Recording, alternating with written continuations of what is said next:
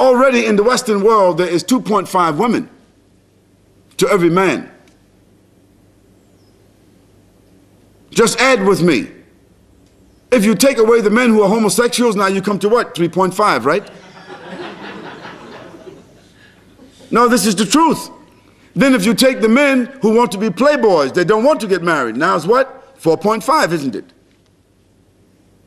Then you take the men who are on drugs and alcohol, what do you get? 5.5. Because now we're talking about 2.5 women to every male, not men, male. So we're at 2.5, we're at 5.5 now. What about the men who's in the jail? They will not come out 10, 15 years. Now you got what? 6.5.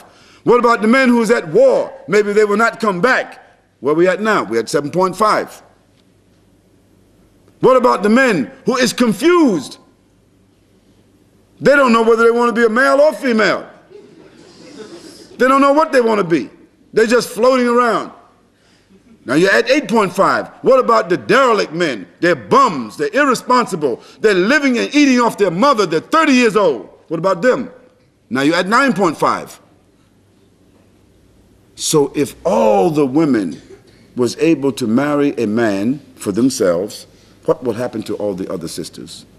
A man, we said. Who is a man? A man who is responsible. A man who can fulfill what she needs physically and mentally, psychologically, and economically. If all the women got a husband, what will all the other sisters do? Will they become lesbians? Or they become old maids all their life, rest of their life? What are the benefits or what are the reasons of having more than one wife? Number one, Islam was not the first religion who came up with the idea of having more than one wife. The prophets and the messenger of Allah before us, they had more than one wife. If you're saying Abraham was wrong, well, he had two wives that we know of. If you're saying, having more than one wife, you're saying that Abraham is wrong. If you're saying having more than one wife, then you're saying Solomon alayhi salatu, Dawood alayhi salatu wasalam, all these great messengers, prophets of Allah, they had more than one wife. So Islam is not the only religion that said, listen, I'm going to come here and initiate a new religion. This is the religion of all the prophets, the messenger of Allah. The benefit is, I don't know, Sheikh Haytham Jazakallah Khair, he mentioned earlier, and he said he has 6 kids. I have 6 kids as well.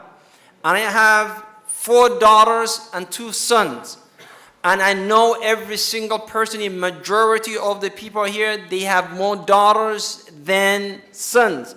Now, if you tell me that, hey, every man should marry one wife, only one wife, well, the majority, according to the latest studies that was done in the States, for African Americans, for every 12 girls, there are 1 boy that is born.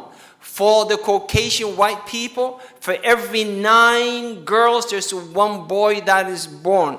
For worldwide, they said for every 16 girls, there's 1 boy that is born. So if you're telling me the ratio is 1:16, and you're telling me every man should have only 1 wife, then you have 15 women that you're giving them only few options. One option is they should not have rights of being a mother, or being a loving wife, someone that is being loved, being taken care of, or she should live like that. Or you saying to her, listen, since you have none of that, then you should be like Imam Ahmad Didat rahimahullah said, public property, one night stand. A man would come and enjoy himself and walk away from you.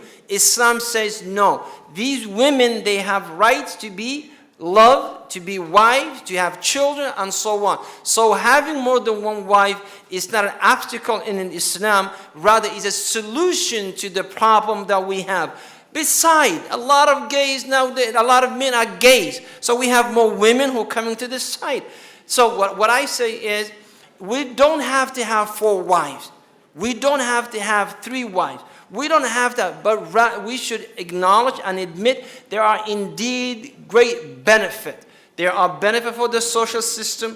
There are benefit for those sisters. There are benefit for the families. At the same time, for those who wants to do, alhamdulillah. For those who can afford or can't do it, Allah subhanahu wa ta'ala, He said in the Quran, فَإِنْ if you cannot do فَوَاحِدَةٍ أَوْ مَا مَلَكَتْ أَيْمَانُكُمْ, one is enough. So that is the answer from the Sharia. Wallahu a'la wa a'lam.